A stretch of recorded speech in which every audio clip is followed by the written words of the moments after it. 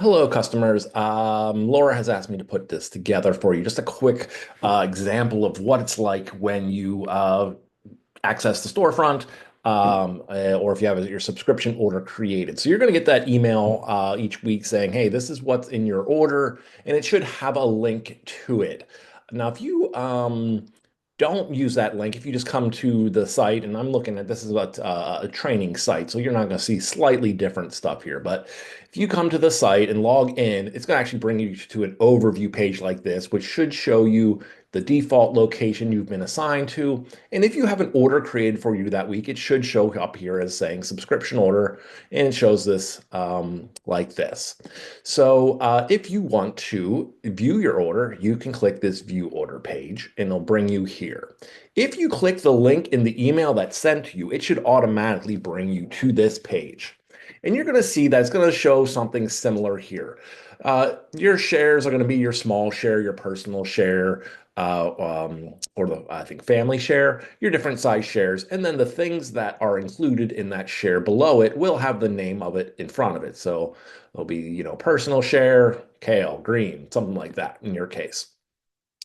If during this any particular ordering window we have set up swappable items for you, you'll see next to each item a double-sided arrow here. This means that you could swap any of these things for whatever options that Laura has set up for you each week for swappability. So if I'm like, hey, I don't want bok choy, I can click in here and it's going to show me a list of things that I can swap it out for. So in this case, I have very limited options. I've got some more kale or some onions. So maybe I'm going to say, hey, give me those onions. Click substitute, and then my order will refresh, and we shall see that now I have onions in place. So the bok choy is gone, onions are there. I can't get back to the bok choy. So that's one thing. If that's not a swappable thing, I can't move backwards. So make sure you don't make changes that you can't back out of. So that's if you just want to swap things that are in your main share. Now, if you want to add additional stuff from the store, from here you can just click continue shopping, and it's going to take you to this storefront. You're probably seeing things in a little bit different view. You'll see it more like this.